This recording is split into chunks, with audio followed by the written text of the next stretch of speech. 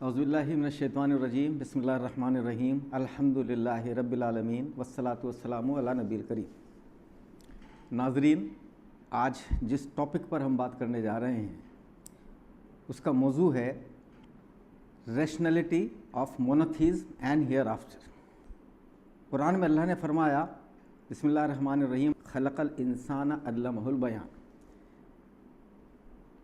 کہ خدائے مہربان نے انسان کو بنایا اور انسان کو بیان کرنا سکھایا، ایکسپریس کرنا سکھایا۔ اب یہیں سے میری ٹاک کی آغاز شروع ہوتی ہے کہ ہم آج جس دور میں رہ رہے ہیں اسے عام طور پر یہ سمجھا جاتا ہے کہ وہ سائنس کا دور ہے، لیکن یہ میں ابھی آگے جا کر وضاحت کروں گا کہ اصل میں سائنس کا دور کم ہے اور اکنامکس کا دور زیادہ ہے۔ لیکن میں شروعات کرنا چاہتا ہوں ایک اینتھروپک پرنسپل ہے تھیوریٹیکل فزکس کے اندر۔ جیسے اللہ نے کہا کہ انسان کو بیان کرنا سکھایا، اینتھروپک پرنسپل میں اس بات پر بحث ہوئی کہ آخر یہ یونیورس بننا شروع ہوا، اس کا کریشن ہوا اور آخر میں اس کا best product of the creation انسان تھا، جس کے اندر آبزرو کرنے کی کیپیبلٹی تھی اور جس کے اندر ایکسپریس کرنے کی کیپیبلٹی، بیان کرنا اور چیزوں کو سمجھنا، جو کہ بیان آدمی جب ہی کر سکتا ہے جب اس کے اندر چیزوں کو آبزرو کرنے کی کیپیبلٹی ہو۔ وہ پہلا ریئلی کانشیس کریچر تھا انسان، جس کو اللہ نے پیدا کیا۔ تو آخر وہ حالات کیا ہوئے، فزکس میں یہ بحث چلی کہ آخر وہ کیا حالات ہوئے کہ آخر میں انسان پیدا ہو گیا۔ اور اس میں دو طرح کے اینتھروپک پرنسپل سامنے آئے، ایک اس کو اسٹرانگ اینتھروپک پرنسپل کہا جاتا ہے اور ایک جس کو ویک اینتھروپک پرنسپل کہا جاتا ہے۔ اینتھروپک پرنسپل میں یہ بحث ہوئی کہ پرپز آف کریشن آف مین، پیدا کرنے کا، انسان کے پیدا ہونے یا پیدا کرنے کا مقصد آخر کیا ہے؟ کیونکہ اگر انسان نہ ہوتا تو پوری کائنات میں ایک بھی چیز ایسی نہ ہوتی جو اس کائنات کی خوبصورتی کو پہچان سکتی، جو اس کائنات کو ڈسکرائب کر سکتی، جو اس یونیورس کی چیزوں کا استعمال اپنے اعتبار سے کر سکتی۔ چونکہ باقی سارے یونیورسل جو جتنے بھی کمپوننٹس ہیں وہ صرف ایک انکانشیسلی اللہ کے احکامات کو فالو کر رہے ہیں۔ تو وہاں پر بحث ہوئی اسٹرانگ اور ویک اینتھروپک پرنسپل میں، اور یہ دیکھا گیا کہ یہ سارا یونیورس اس طرح پوری طرح فائن ٹیونڈ تھا کہ الٹیمیٹلی انسان پیدا ہو گیا۔ اس میں اسٹرانگ اینتھروپک پرنسپل میں تو یہ کہا گئی کہ یہ باقاعدہ پرپزلی فائن ٹیون کیا گیا۔ ویک اینتھروپک پرنسپل میں کہا گیا کہ یہ کوئنسیڈنٹلی اتفاقات، حادثات ہوئے جس کے نتیجے کے طور پر انسان پیدا ہو گیا۔ چونکہ اسٹرانگ اینتھروپک پرنسپل کہیں نہ کہیں وہ خدا کے وجود کی طرف لے جا رہا تھا، اور موجودہ سائنس میں یہ طے کر لیا گیا تھا کہ خدا کے وجود کا ذکر سائنس کے اندر نہیں آئے گا، اس لیے ویک اینتھروپک پرنسپل کو آج کل زیادہ ترجیح دی گئی اور اس کو مانا گیا کہ یہ سب حادثات ہوئے، ایک کے بعد ایک کوئنسیڈنسز ہوتے رہے، اور الٹیمیٹلی کوئنسیڈنسز کے نتیجے کے طور پر پوری کائنات بنتی چلی گئی، اور آخر میں اس طرح کے کوئنسیڈنسز ہوئے کہ زمین پر انسان پیدا ہو گیا۔ یہ پورا کا پورا ایک ویک اینتھروپک پرنسپل کا کانسیپٹ جو آج دنیا میں پاپولر ہے۔ چونکہ دیکھا یہ گیا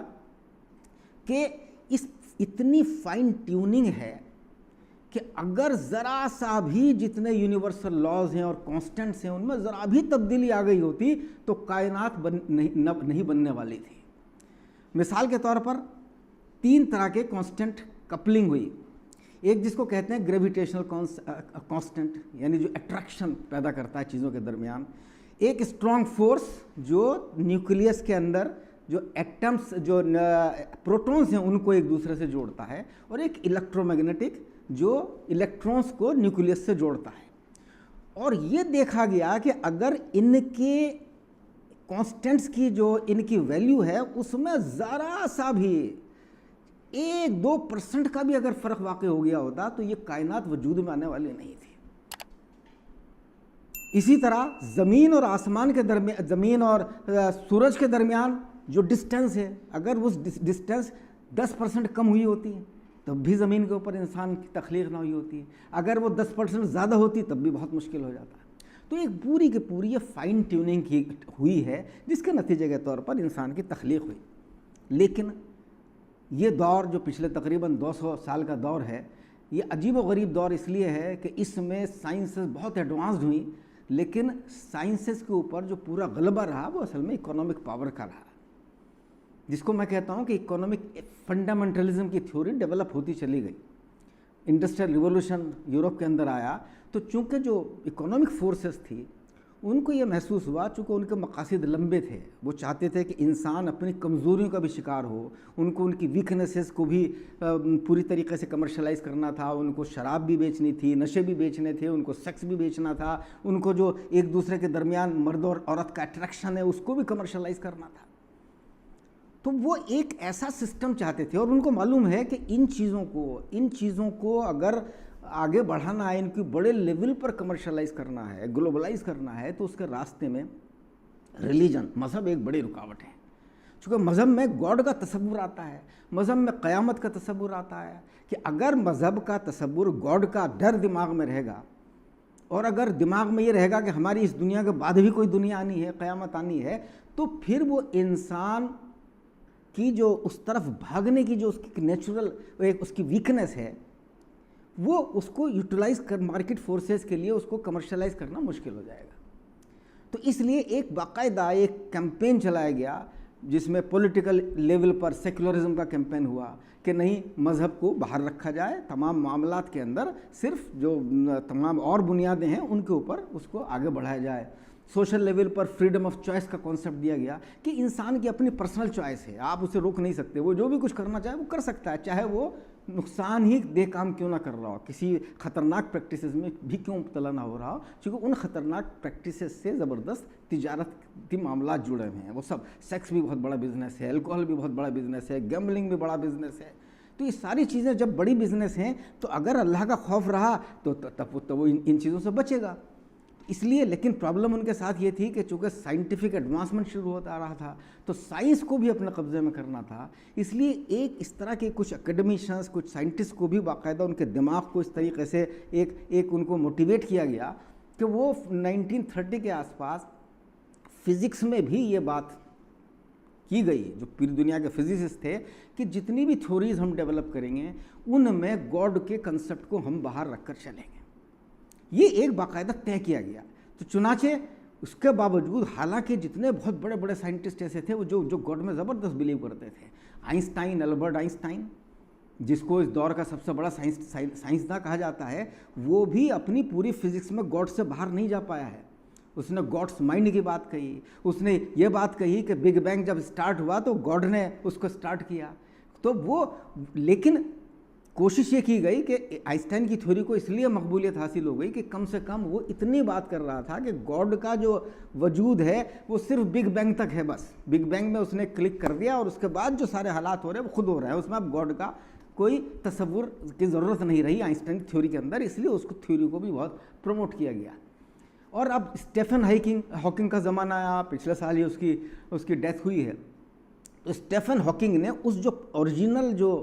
آئنسٹائن کے دماغ میں تھا کہ ایٹ لیسٹ بگ بینگ کو شروع کرنے میں گاڈ کی ضرورت ہے، اس نے اس کانسیپٹ کو بھی نیگیٹ کرنے کی کوشش کی. اس لیے اسٹیفن ہاکنگ کو بھی بہت زیادہ مقبولیت دی گئی، پہنچائی گئی پوری دنیا کے مارکیٹ فورسز نے. تو لیکن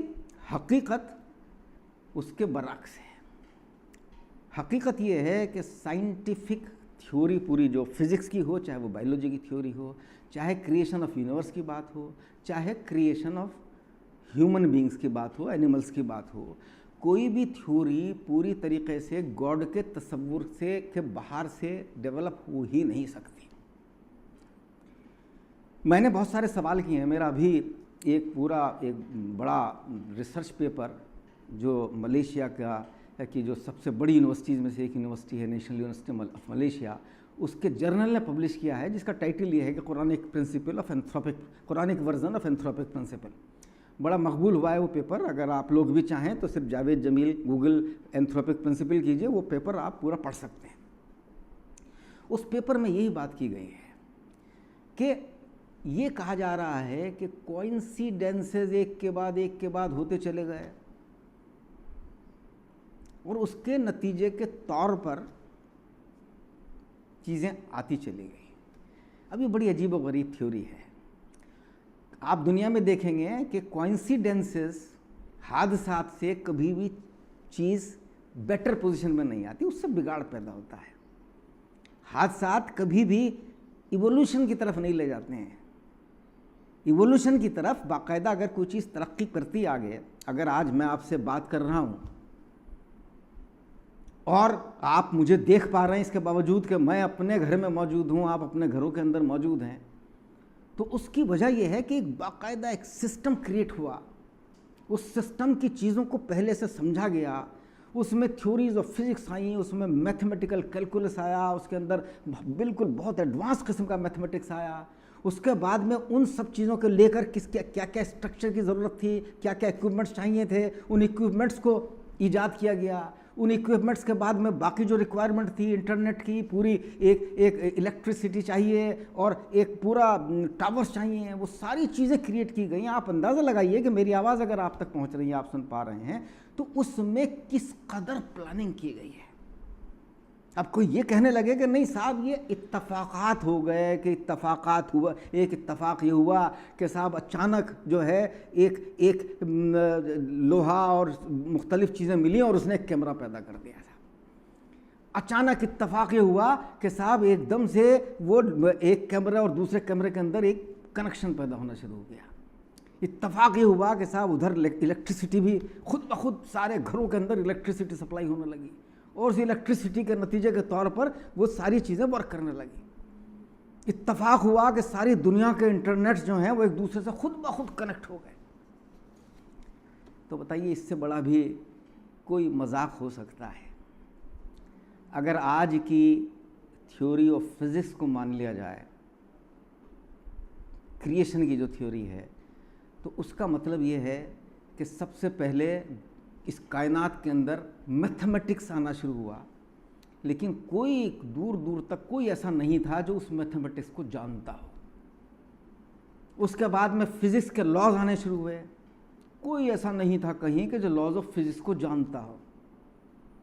اس کے بعد میں ان فزکس کے لاز کریٹ کے بعد میں ان کا امپلیمنٹیشن شروع ہوا، لیکن کوئی طاقت ایسی نہیں تھی جو اتنے بڑے یونیورس میں اس کو امپلیمنٹ کر سکتی ہو. اس کے بعد میں فزکس کے بعد میں پہلے مختلف 4 فورسز بنی کہ صاحب الیکٹرو میگنیٹک فورس ہے اور گریوٹی ہے اور نیوکلیئر، 2 طرح کے نیوکلیئر فورسز ہیں، strong nuclear force and weak nuclear force. ان ساری فورسز، یہ بھی خود ان کی فورسز کی آج جن فورسز کو سمجھنے کے لیے انسان کو کروڑوں سال لگ گئے، کہ کروڑوں سال پہلے انسان کا وجود، جیسا آج کے سائنسداں کہتے ہیں کروڑوں نہ صحیح کم سے کم 10 لاکھ سال پہلے یہ مانتے ہیں کہ انسان وجود میں آیا. وہ 10 لاکھ سال کے بعد بھی آج وہ تھوڑا تھوڑا ان الیکٹرونس اور پروٹونس اور اس کے اندر جو کوارکس ہوتے ہیں اس میں اسٹرکچر کیا ہوتی ہے، کس طرح شیلس ورک کر رہے ہوتے ہیں، کوانٹم فزکس، آج تھوڑا تھوڑا اس کو سمجھ پایا ہے. لیکن اس کی سمجھ اتنی ہے کہ اگر پوری کائنات کے مقابلے میں کریں تو 1/1 کے نیچے آپ 0 پہ 0 لگاتے چلے جائیے، اتنی بھی ابھی نالج انسان کی اس یونیورس کی نالج نہیں ہے. لیکن کہہ رہے ہیں کہ نہیں صاحب خود بخود پھر اس کے فزکس کے بعد میں کیمسٹری آنی شروع ہوئی، سارے ایٹمس اچانک ایک مالیکیولز بننے شروع ہوئے. مالیکیولز بننے کے بعد میں الگ الگ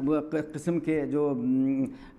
ایلیمنٹس تھے ان کے مالیکیولز اکٹھے ہونے شروع ہوئے، اور اس کے بعد ایک کے بعد ایک نئی چیزیں بننی شروع ہو گئیں. آکسیجن بن گئی، کاربن ڈائی آکسائڈ بن گئی، سلفر آکسائڈ بن گئی، دنیا بھر کی ہزاروں قسم کے جو ہے کمپلیکس اسٹرکچرز، کمپاؤنڈز اور کمپلیکسز بن گئے. سب خود ہو گیا، ان کو سمجھنے والا کوئی نہیں تھا کہیں بھی.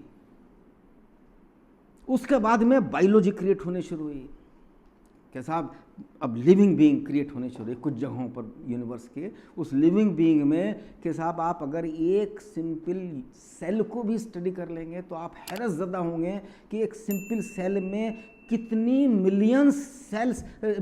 جو ہیں وہ ایٹمس موجود ہیں، کتنے ملینس پارٹیکلس موجود ہیں، کتنے سینکڑوں قسم کے الگ الگ انزائمز اس کے اندر جڑے ہوئے ہیں، ان انزائم کی اسٹرکچر کتنی کمپلیکس ہے. اس ایک ذرا سی سیل میں آپ کو یہ بات بتاؤں میں کہ آج یہ جو کورونا کا ذکر ہو رہا ہے، تو کیلکولیٹ یہ کیا گیا ہے کہ اس پوری دنیا میں کتنی تباہی کورونا نے مچا دی، لیکن کورونا کو اگر ہم ساری جتنے بھی پوری دنیا میں کورونا کے وائرسز موجود ہیں اگر ان کو اکٹھا کر لیا جائے اور ان کو تولا جائے تو 1.5 گرام سے زیادہ کا نہیں ہے۔ 1.5 گرام کورونا نے پوری دنیا میں کس قسم کی تباہی مچائی۔ کورونا بھی ایک بہت ایڈوانس وائرس، بھی ایک بہت ایڈوانس اسٹرکچر ہے۔ تو وہ سب چیزیں پہلے وائرس بن گیا، پھر بیکٹیریاز، اور پھر اسٹرکچرز، طرح طرح کے کیڑے انسیکٹس بننے شروع ہو گئے، پھر فشز مچھلیاں بن گئیں، پھر سانپ اور بچھو بننے شروع ہو گئے، اس کے بعد میں برڈز بننی شروع ہو گئیں، پھر انسان بن گیا۔ مگر اس پورے بائیولوجیکل ریولوشن کو سمجھ رکھنے والا کوئی نہیں تھا، یہ سب خود ایک کے بعد ایک حادثات ہوتے چلے گئے، اور جس کے نتیجے کے طور پر آخر میں کائنات پوری بن گئی اور کائنات جو ہے انسان وجود میں آ گیا۔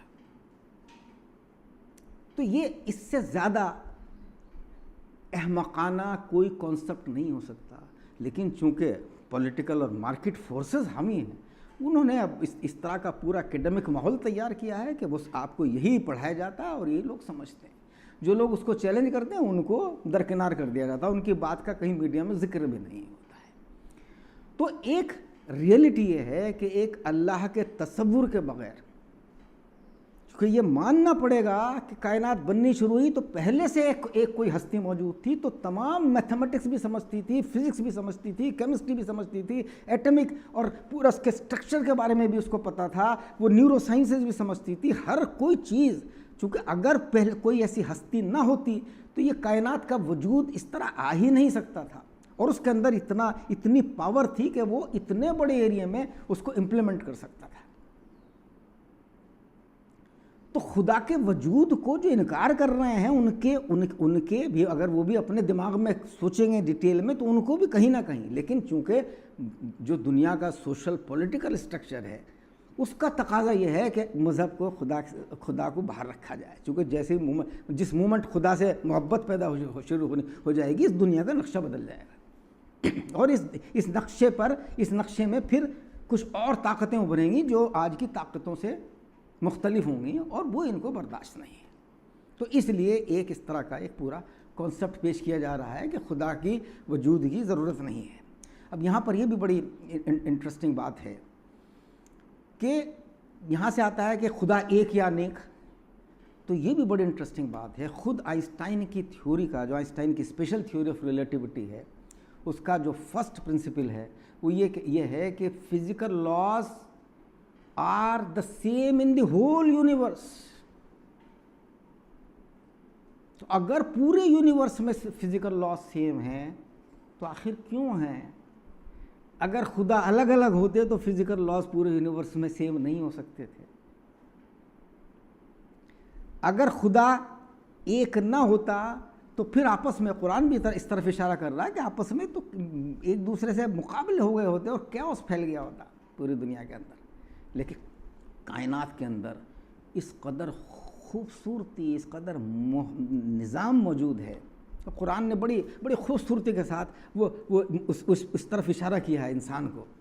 کہ قرآن کہہ رہا ہے کہ الذی خلق سبع سماوات طباقا، اللہ کی ذات وہ ہے جس نے انسان کو، جس نے 7 آسمان طبق پیدا کیے۔ ما ترى فی خلق الرحمن من تفاوت، کیا تم دیکھ سکتے ہو کہ اس پورے سسٹم کے اندر تمہیں کسی قسم کی خرابی نظر آ رہی ہے جو خدا رحمان نے پیدا کیا؟ فرجع البصر هل ترى من فطور، تو اپنی نظر کو ایک بار اور کائنات میں جھانک کر دیکھ لو، کیا تمہیں کوئی کسی قسم کا فطور، کسی قسم کا رخنا نظر آتا ہے؟ ثم ارجع البصر کرتین ينقلب الیک البصر خاسئا وهو حسیر، اور پھر اللہ پھر کہہ رہا ہے کہ ابھی بھی اگر تمہیں اطمینان نہ ہو ایک مرتبہ اور دیکھ لو، پھر دیکھو۔ اور دیکھنے کے لیے ضروری نہیں کہ تم اپنی آنکھوں کا استعمال کرو، تمہارے پاس جو بھی انسٹرومنٹس ہیں، جو بھی بڑے بڑے ٹیلیسکوپس ہیں، جو بھی طریقے ہیں، ان سب کا استعمال کر کے دیکھ لو، لیکن تمہاری نظر ذلیل اور درماندہ ہو کر واپس چلی جائے گی۔ اور دیکھیے قرآن اشارہ کر رہا ہے کہ ایک طرف ہمارے سر کے اوپر کا کائنات ہے جس میں، اور یہ کائنات اتنی بڑی ہے کہ اس کائنات میں آپ یہ مان کر چلیے کہ زمین سے سورج اتنا بڑا ہے کہ ایک سورج کے اندر کئی لاکھ زمینیں سما سکتی ہیں، اور سورج ایک سٹار ہے، اور پوری دنیا کے اندر جو موجودہ سائنس ہے اس کے اعتبار سے، اور اس میں تعداد ظاہر ہے وقت کے ساتھ ساتھ پھر بڑھ سکتی ہے، کہ کم سے کم 10⁻24 یعنی 10 کے آگے 24 وہ لگائیں گے، آپ زیرو لگائیں گے، اتنے سٹار سسٹمز دنیا کے اندر موجود ہیں۔ اور یہ کائنات اتنی وسیع ہے کہ آپ پوری دنیا میں، اس پورے یونیورس کے اندر، اس کو کہا جاتا ہے کہ یہ تقریباً 15 ارب سال پہلے یہ دنیا پیدا ہوئی۔ لائٹ کی جو رفتار ہے، چونکہ ہم کوئی چیز دیکھتے ہیں تو ہمیں لائٹ کی مدد سے ہمیں چیز دکھائی دیتی ہے،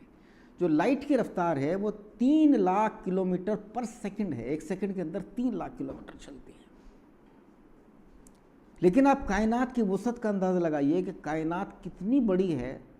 کہ 15 ارب سال پہلے کائنات کا وجود آیا، لیکن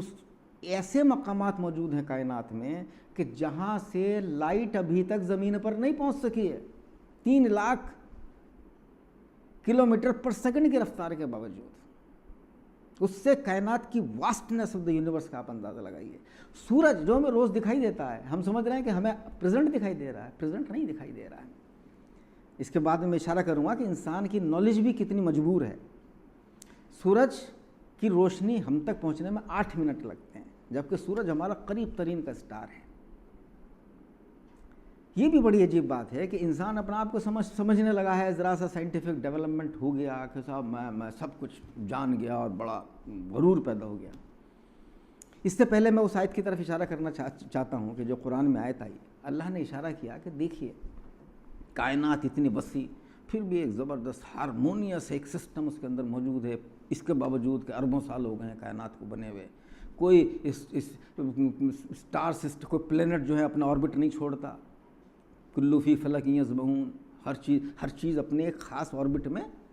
یسبحون کا یہاں پر لفظ میں بتاؤں گا کہ سبھا تیر رہی ہے، فلوٹ کر رہی ہے، کوئی کسی کے سسٹم خراب نہیں ہو رہا ہے، زمین پر بھی مدت سے ایک سسٹم جاری ہے۔ کائنات میں تو یہ سسٹم اس لیے جاری ہے چونکہ کائنات کے جتنے آبجیکٹس ہیں وہ پوری طرح مکمل طور پر اللہ کے بنائے ہوئے لاز آف فزکس کو فالو کر رہے ہیں۔ تو لاز آف فزکس اللہ نے کریٹ کی ہے، ہر چیز کی پراپرٹی کی، اور سب کی پراپرٹی یہ ہے کہ وہ ان لاز آف فزکس کو ایگزیکٹلی پریسائزلی فالو کرتے ہیں، 1% بھی ادھر ادھر نہیں ہوتا۔ جو قرآن میں 3 لفظ آئے ہیں، قرآن کا آتا ہے وَلِلَّهِ يَسْجُدُ مَا فِي السَّمَاوَاتِ وَالْأَرْضِ اور يُسَبِّحُ لِلَّهِ مَا فِي السَّمَاوَاتِ وَالْأَرْضِ۔ تو لوگ سمجھتے ہیں کہ سجدہ اور تسبیح، جیسے ہم سجدہ تسبیح کرتے ہیں اس سے مراد ہے، لیکن وہاں پر فزیکل یونیورس کی بات ہو رہی ہے۔ جب قرآن کہہ رہا ہے وَلِلَّهِ يَسْجُدُ مَا فِي السَّمَاوَاتِ وَالْأَرْضِ، جو بھی کچھ ہے زمین اور آسمان میں اللہ کو سجدہ کر رہا ہے۔ سجدہ کیسے کر رہا ہے؟ وہ سجدہ انسان کیسے سجدہ کرتا ہے؟ ایسے گھومتا ہے پھر واپس آتا ہے، چونکہ انسان کی مجبوری ہے کہ انسان ایسے مستقل نہیں گھومتا رہ سکتا، لیکن کائنات میں ہر چیز اپنے ایکسس پر روٹیٹ کر رہی ہے، مسلسل روٹیٹ کر رہا ہے۔ اس لیے کر رہی ہے چونکہ قدرت نے ایک قانون بنایا اور اس قانون کی اطاعت میں وہ روٹیشن ہو رہا ہے، اللہ کی اطاعت میں، تو وہ روٹیشن اس کا سجدہ ہے۔ وہ الیکٹرون بھی روٹیٹ ہو رہا ہے، زمین بھی اپنے ایکسس پر روٹیٹ کر رہی ہے، چاند بھی ایکسس پر روٹیٹ کر رہا ہے، سورج بھی روٹیٹ کر رہا ہے۔ اسی طرح وَلِلَّهِ يُسَبِّحُ لِلَّهِ مَا فِي السَّمَاوَاتِ وَالْأَرْضِ کہ ہر چیز تسبیح کرتی ہے۔ اب تسبیح کیا ہے؟ لفظ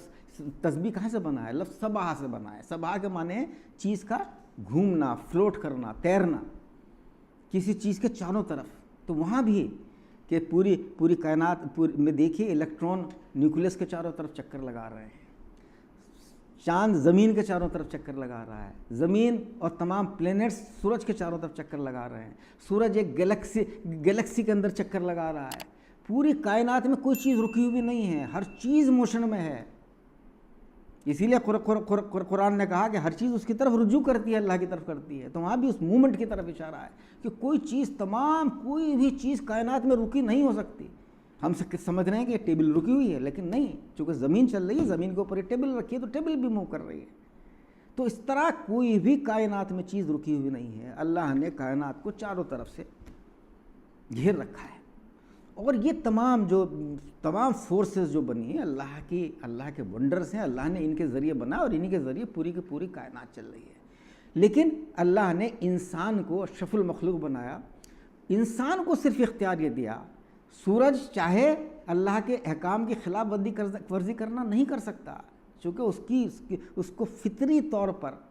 اس کو فزکس لاس فالو کرنے ایگزیکٹلی ان میں ذرا سا بھی اسے حق نہیں ہے کہ وہ ذرا سا بھی ادھر ادھر ہو جائے۔ الیکٹرون پروٹون صرف لاس کو فالو کرتے ہیں، اللہ کے بنائے ہوئے لاس کو، لیکن انسان کو اللہ نے یہ حق دیا، چونکہ اللہ تعالیٰ چاہتا تھا کہ پہلے اللہ نے کائنات میں وہ چیزیں بنائی جو ایک فطری طور پر انکانشیسلی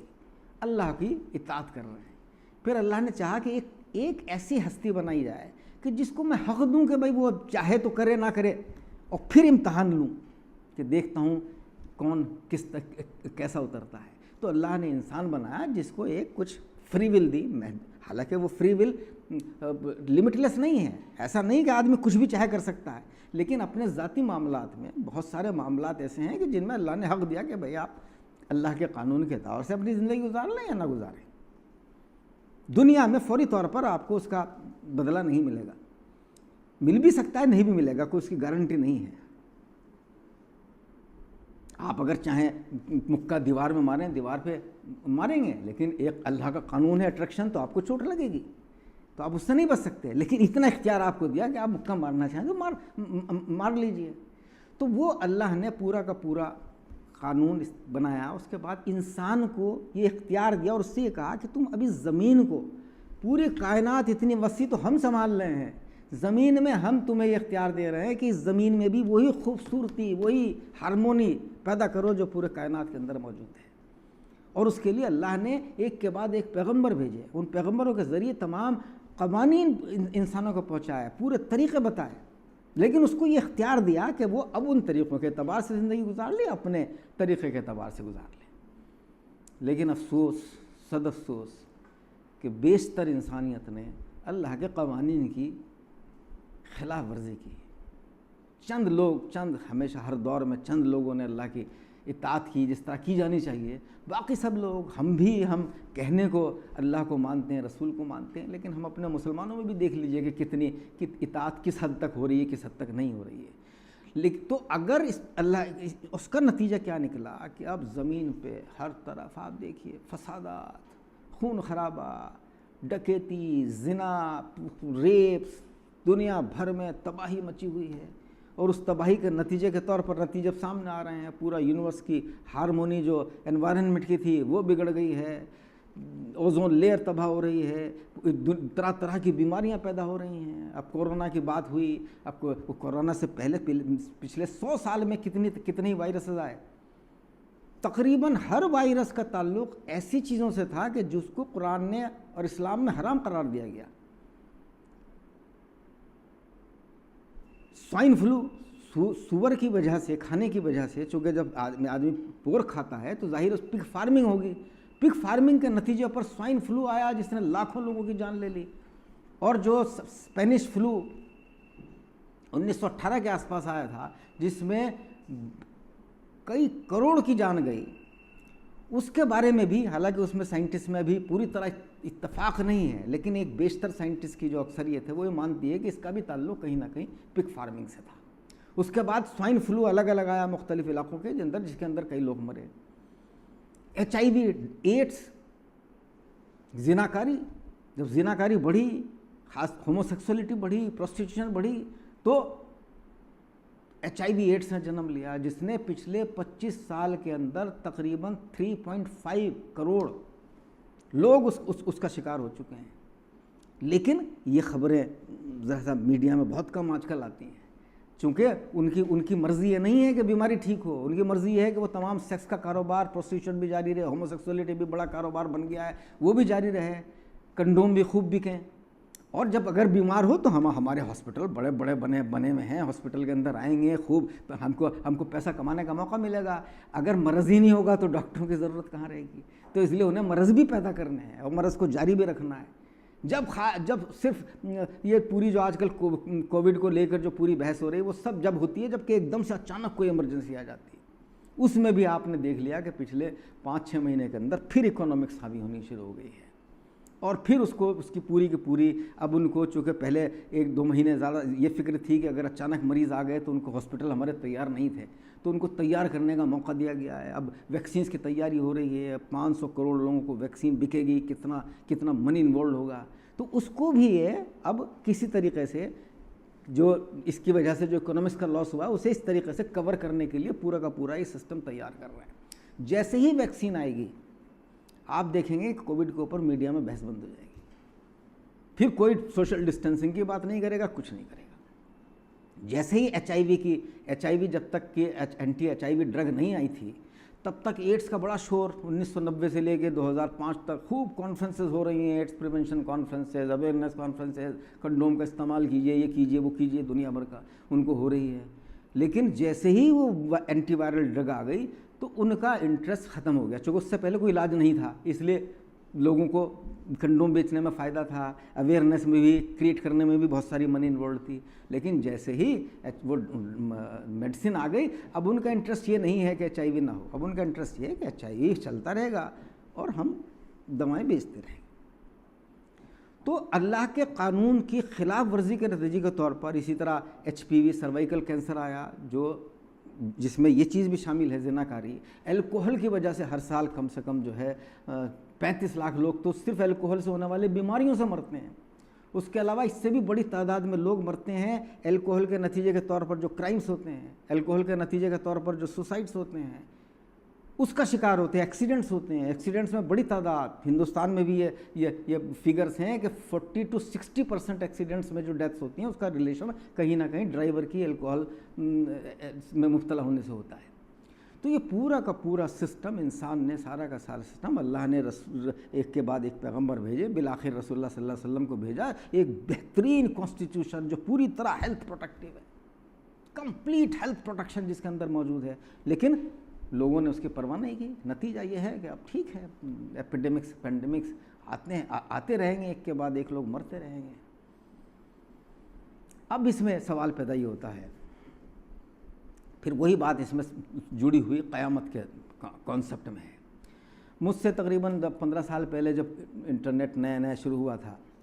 اور 9/11 جب ہوا تو میری بھی دلچسپی تھی، میں وہ یاہو چیٹ روم میں کئی بار داخل ہو جاتا تھا، اس میں اسلام چیٹ روم ہوتا تھا ایک، تو اس میں داخل ہو جاتا تھا، لوگ بہت سارے سوال اٹھا رہے ہوتے تھے، اسلام کے متعلق سوال کر رہے ہوتے تھے، تو میں ان سے اکثر ایک میری جنگ چلتی رہتی تھی، ان سے میں اپنے اعتبار سے ان سے ڈیل کرتا رہتا تھا۔ میرے پاس میں ایک خاتون کا میسج آتا ہے الگ سے، امریکن لیڈی کا، اور وہ مجھ سے یہ کہتی ہے کہ جاوید، جو امریکن مزاج یہ ہے کہ وہ سیدھے سیدھے آپ کو نام سے ہی پکارتے ہیں، وہاں کوئی ڈاکٹر صاحب یا وہ تو سیدھے، جاوید مجھے یہ بتائیے کہ میں خدا کو کیوں مانوں کہ خدا ہے؟ اگر خدا موجود ہوتا یا کوئی قیامت آنے والی ہوتی، خدا اگر موجود ہوتا تو اس دنیا میں چاروں طرف اتنی معصوموں کے قتل ہو رہے ہیں، اتنی لوگ ایک دوسرے کے اوپر ظلم کر رہے ہیں، خدا کہاں بیٹھا ہے؟ اگر خدا کا وجود ہوتا، خدا ہوتا موجود، تو یہ ساری چیزیں کیوں ہو رہی ہیں؟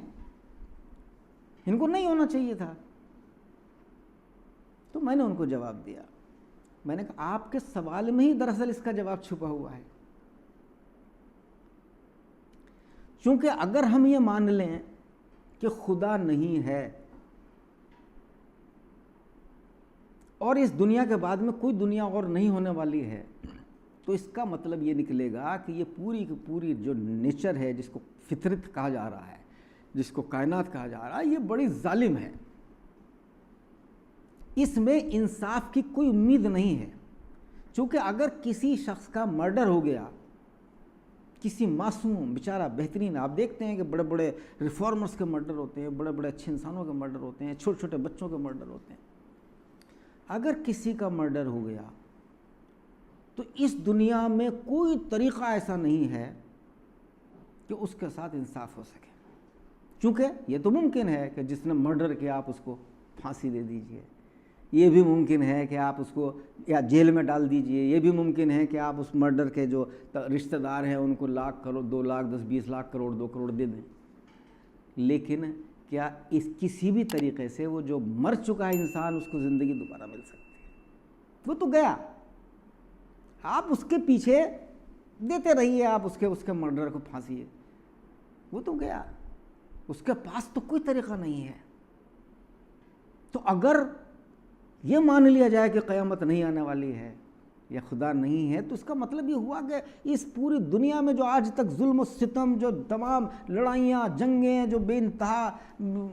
خرابیاں ہوئی ہیں، پھر تو اچھے اور برے کے درمیان تمیز کا کوئی وجہ نہیں رہ جاتی، پھر میں کیوں اچھا بنوں؟ اگر مجھ کو برا ہونے میں فائدہ ہے تو میں کیا ضرورت ہے کہ میں اپنے لیے تمام تکلیف اٹھاؤں؟ تو اگر یہی دنیا کو مان لیا جائے کہ یہ دنیا آخری دنیا ہے، اور اگر اللہ کا کوئی وجود نہیں ہے، تو پھر تو اس کا کوئی طریقہ ہی نہیں ہے۔ اور ظاہر ہے اگر ایسا ہو تو پھر تو ہم کو یہ ماننا پڑے گا کہ بھئی یہ ساری کائنات جو بھی بنی اس کی کوئی وجہ نہیں تھی، یہ بالکل فضول چیز ہے، اچانک چیزیں پیدا ہو گئیں، اچانک چیزیں ختم ہو گئیں۔ اللہ کا وجود اور قیامت کا وجود اور آخرت کا وجود یہ جتاتا ہے انسان کے اوپر کہ نہیں، تم یہاں پر اگر کوئی ظلم کرو گے، کوئی گناہ کرو گے، تو تم ذرہ برابر بھی اگر کوئی شر کرو گے تو اس کا بدلہ بھی تمہیں ملے گا، اور ذرہ برابر بھی خیر کرو گے تو اس کا بھی بدلہ تمہیں ملے گا۔ کوئی تمہیں اس آخری انصاف سے کوئی نہیں بچا سکتا۔ دنیا میں عین ممکن ہے کہ دنیا میں آپ جو ہیں، آپ نے تمام عمر ظلم و ستم کیے ہیں، عیاشی کی ہے، اور آپ دنیا موج مستی کے ساتھ میں گزار کے چلے گئے۔ دنیا میں ممکن ہے کہ آپ کو سزا نہ ملے، دنیا میں دونوں چیزیں ممکن ہیں کہ آپ کے کیے کی سزا دنیا میں مل بھی سکتی ہے، نہیں بھی مل سکتی۔ کئی مرتبہ آپ کے کیے کی سزا غیروں کو ملتی ہے، آپ نے قتل کیا، مقتول بیچارہ کوئی اور ہے، اس کی پوری فیملی کے اوپر کیا گزری ہے۔ تو یہاں پر ایک چند لوگوں کی کمزوریوں کا نقصان پر پوری دنیا کو ہو جاتا ہے، کمزوری کسی نے، نقصان میں کوئی اور ہے۔ لیکن آخرت کا تصور ہمیں اس سے بچا لیتا ہے، اس جذبے سے، اس تصور سے کہ جہاں پر انصاف کے لیے کوئی جگہ نہ ہو۔ وہ ہمیں یہ سکھاتا ہے کہ نہیں، آپ اچھا کرو، وَالْعَصْرِ إِنَّ الْإِنسَانَ لَفِي خُسْرٍ إِلَّا الَّذِينَ آمَنُوا وَعَمِلُوا الصَّالِحَاتِ وَتَوَاصَوْا بِالْحَقِّ وَتَوَاصَوْا بِالصَّبْرِ، کہ اللہ تعالیٰ ٹائم کو وٹنس بنا رہا ہے کہ ٹائم گواہ ہے اور رہے گا گواہ کہ انسان جو کر رہا ہے، انسانیت ایز اے ہول جو کر رہی ہے، وہ نقصان میں ہے۔ تو اپنا آپ کو بہت سمجھ رہی ہو کہ میں کنٹری کا پرائم منسٹر ہو گیا ہوں، میں کنٹری کا پریزیڈنٹ ہو گیا ہوں، میں بلینئر ہوں، میں دنیا کا سب سے رچسٹ آدمی ہوں، لیکن وہ سمجھ رہا ہے کہ میں بہت فائدے میں ہوں، لیکن نہیں، وہ نقصان میں ہے جب تک کہ صرف شرطیں ہیں فائدے مند ہونے کی کہ الا الذین آمنوا، جب تک کہ سوائے ان لوگوں کے جو ایمان لائے۔ ایمان لانے میں بھی میں آپ کو بتانا چاہتا ہوں کہ ایمان لانے کو اکثر انگلش میں بلیف کے طور پر ٹرانسلیٹ کر لیتے ہیں، جیسے ماننا۔ ایمان ماننا تو ایک بہت چھوٹی چیز ہے، ایمان میں پوری طرح مطمئن ہونا دل میں، اور پھر پوری طرح کمٹمنٹ ہونا۔ ہم نے صرف یہ مان نہیں لیا کہ اللہ ہے، نہیں، ہم پوری طریقے سے دل میں مطمئن ہے کہ اللہ ہے، اور ہم پوری طرح کمٹمنٹ ہمارا ہونا چاہیے کہ ہم اللہ کو جو چیز پسند ہے وہ کریں گے، جو اللہ کو پسند نہیں ہے وہ نہیں کریں گے۔ اس چیز کا نام ایمان ہے۔ تو وہ لوگ جنہوں نے اللہ کو اوپر ایمان لایا، اس کو کمٹ کیا کہ ہم وعملوا الصالحات، اور وہی کہ صرف ایمان ذہن میں سوچ لینا کافی نہیں ہے، بلکہ عمل صالح، آپ کے ڈیڈز بھی ایکسلنٹ ہونے چاہیے۔ پھر آپ وتواصوا بالحق، کہ آپ کی ذمہ داری صرف اپنے تک بھی نہیں ہے، اب آپ کی ذمہ داری ہے کہ آپ دوسروں کو بھی تلقین کریں، جو چیز کو آپ اچھا سمجھتے ہیں اسے پھیلائیں۔ اور چونکہ جب آپ تلقین کریں گے، حق کی بات کو دنیا تک پہنچائیں گے، تو آپ کو اس میں پریشانیاں بھی آئیں گی، مشکلیں بھی آئیں گی۔ اس وقت وتواصوا بالصبر، پھر آپ صبر، پرسیورنس، وقت کے ساتھ ساتھ بھی آپ کو پیشنٹ رہنا ہے، آپ کو صبر کا دامن نہیں چھوڑنا ہے. اور جب یہ جو صبر ہے یہ ایکچولی ایمان کی آخری شکل ہے, سب سے اونچی شکل ہے. جب آدمی اس جگہ پہنچ جاتا ہے کہ حق کی تلقین اور عمل صالح کرتا ہے, تکلیف بھی ہو رہی ہے, تب بھی وہ اللہ سے ہی امید رکھتا ہے, اللہ کے سے ہی یقین رکھتا ہے, اللہ سے تقاضا کرتا ہے, اللہ سے دعا کرتا ہے, اللہ سے شکایت کرتا ہے, تو وہ بہترین ایمان کی شکل ہے. تو قیامت کا تصور اس لیے ضروری ہے کہ قیامت کے تصور کے بغیر اس دنیا کا انصاف ہو ہی نہیں سکتا. قیامت آئے گی تو انصاف ہوگا. اسی طریقے سے ایک صاحب مجھے اور واقعہ یاد آ رہا ہے وحدت کے تعلق سے ہی, مونوتھیزم کے تعلق سے. مجھ سے ایک صاحب تھے, پولیٹیشین تھے بڑے, انہوں نے ایک مرتبہ مجھ سے یہ سوال کیا کہ ڈاکٹر صاحب کیا ثبوت ہے کہ خدا ہے؟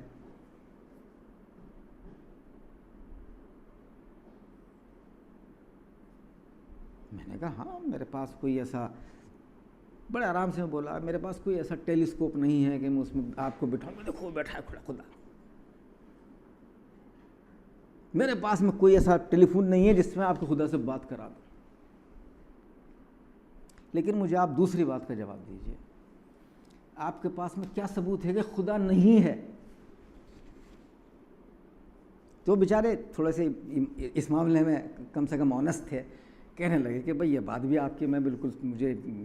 کہہ سکتا ہوں کہ بھئی یہ بھی نہیں ثبوت ہے ہمارے پاس میں خدا نہیں ہے. بے شک اس بات کا ثبوت نہیں کہ خدا ہے, لیکن اس بات کا بھی کوئی ایسا ثبوت نہیں ہے کہ جو بالکل میں دکھا سکوں آپ کو کہ دیکھو خدا نہیں ہے. تو میں نے ان سے بڑی معصومیت سے کہا, میں نے کہا بھائی صاحب ایسا ہے, میں ذرا سا ہوشیار ہوں. کہنے لگے کیا کہنا چاہتے ہیں آپ؟ میں نے کہا بھائی میں ذرا سا ہوشیاری یہ دکھا رہا ہوں کہ ایک چیز تو پکی ہے کہ موت سب کو آنی ہے. دنیا میں کروڑوں اربوں لوگ ایسے ہیں جو خدا کو نہیں مانتے ہیں, لیکن ایسا ایک بھی انسان نہیں جو موت کو نہ مانتا. ڈیتھ تو آنی ہی آنی ہے, یہ آپ بھی مانتے ہیں, میں بھی مانتا ہوں. خدا کو آپ نہ مانیے, ڈیتھ کو تو مانتے ہی ہیں. بس میں ذرا سی میرے اندر ہوشیاری یہ ہے کہ بھئی اگر مرنے کے بعد میں خدا نہ نکلا, آخرت نہ ہوئی, تو آپ اور میں ایک جگہ, ہم سب مٹی میں مل جانا ہے, ختم ہو جانا ہے. لیکن اگر نکل آیا, اگر آخرت ہو گئی, تو آپ کا کیا ہوگا؟ میں الحمدللہ مجھے اطمینان رہے گا کہ میرا اللہ جس کے لیے میں نے دنیا میں اس سے لاکھ گناہ کیے ہوں, لیکن پھر بھی اس سے محبت رکھی, اس سے عقیدت کی, اس کے سامنے جھکے, سجدے کی, میرا اللہ آخر میں مجھے میری غلطیوں سمیت بھی مجھے معاف کرے گا, میرے اوپر کچھ اللہ فیصلہ کرے گا. لیکن جو اگر کہیں نکل آیا تو کیا ہوگا, اور اس کی آپ کوئی گارنٹی نہیں دے سکتے کہ نہیں نکلے گا. تو میں تو ہوشیار آدمی ہوں, میں اتنا بڑا رسک نہیں لے سکتا. تو ہنسنے لگے, کہنے لگے کہ بات میں تو آپ کی دم معلوم ہوتا ہے. تو میں نے کہا آپ کو موقع لگے تو کبھی اس پہ غور کیجیے گا. تو باتیں دلائل بے انتہا ہیں, دلائل کی کوئی کمی نہیں ہے, لیکن میں نے بتایا نا کہ وہ جو فورسز جو طاقتیں کام کر رہی ہیں, ان طاقتوں کا طریقہ یہی ہے کہ وہ نہیں چاہتے کہ انسان خدا کے بارے میں سوچے. وہ ایسی دلائل دیتے رہیں گے جس سے اچھا خاصا آدمی کے اندر بھی کنفیوژن پیدا ہونا شروع ہو جائے. تو یہ سلسلہ چلتا رہے گا. لیکن اس کے باوجود جو لوگ خدا کو پر ایمان رکھنے والے ہیں, خدا کو ماننے والے ہیں, ان کا فرض یہ ہے کہ وہ دنیا تک پیغام پہنچاتے رہیں. اور دنیا تک پیغام پہنچانے کا طریقہ یہ ہے کہ دنیا جو لینگویجز ہیں دنیا میں, ان لینگویجز کا استعمال کریں. اب اگر کوئی آدمی اردو نہیں جانتا اور وہ جو ہے چائنیز جانتا ہے, اس سے میں اردو میں بات کروں گا تو ظاہر ہے ان کی سمجھ میں نہیں آئے گا, اس کی سمجھ میں نہیں آئے گا.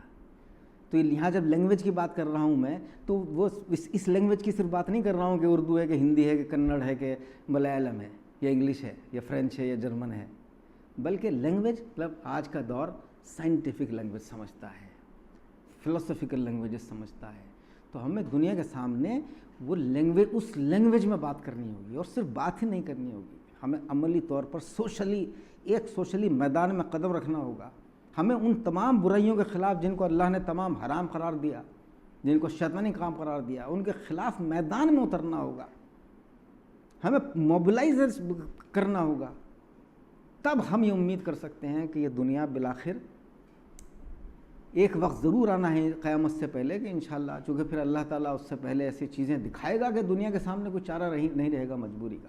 لیکن اس کے باوجود بھی پھر ایک بار دنیا سے پھرے گا اور پھر قیامت آئے گی اور قیامت کے بعد فیصلہ ہوگا۔ لیکن کم سے کم ہمیں اپنی ذمہ داریوں کی طرف ہمیں غور کرنا ہے، ہمیں سوچنا ہے کہ ہم کیا کریں اور ہم کس طریقے سے اسلام صرف تھیولوجی کا نام نہیں ہے۔ دین کے معنی اصل میں ریلیجن نہیں ہے۔ دین کے معنی جو لوگ کہتے ہیں کہ it is a complete way of life, complete way of life سے بھی مجھے اعتراض ہے کہ یہ کمپلیٹ وے آف لائف بھی نہیں ہے، بلکہ it is an holistic system, ایک ٹوٹل نظام ہے۔ اس میں نظام میں آپ انڈیویجول بھی ہیں، آپ کے اطراف میں جو سوسائٹی ہے وہ بھی ہے، لیکن ایک اس کے باہر کی چیز بھی ہے جو قانون ہے، جو پورا سسٹم بنا ہوا ہے، لیگل سسٹم ہے، اکنامک سسٹم ہے، پولیٹیکل سسٹم ہے، سوشل سسٹم ہے، وہ سارا کا سارا قانون۔ تو ہمیں صرف انڈیویجولس کو اسلام کی طرف لانے کی کوشش نہیں کرنی، بلکہ ہمیں سسٹم کو بھی اسلام سے متعارف کرنے کی ضرورت ہے کہ سسٹم بھی ایمان لائے اسلام پر۔ جس دن سسٹم اسلام پر ایمان لے آئے گا، اس دن فی الواقع اس دنیا میں جو کچھ ہونا چاہیے، جس کے لیے قرآن بھیجا گیا تھا، جس کے لیے تمام پیغمبر اور آخر میں رسول اللہ صلی اللہ علیہ وآلہ وسلم کو بھیجا، اور جس کے لیے بہت سارے بزرگوں نے اپنی قربانیاں دی ہیں، محنت کی ہے، ان کا جو اصل، ان کا جو مقصد ہے، ان کا خواب تب پورا ہوگا۔ وآخر دعوانا ان الحمدللہ۔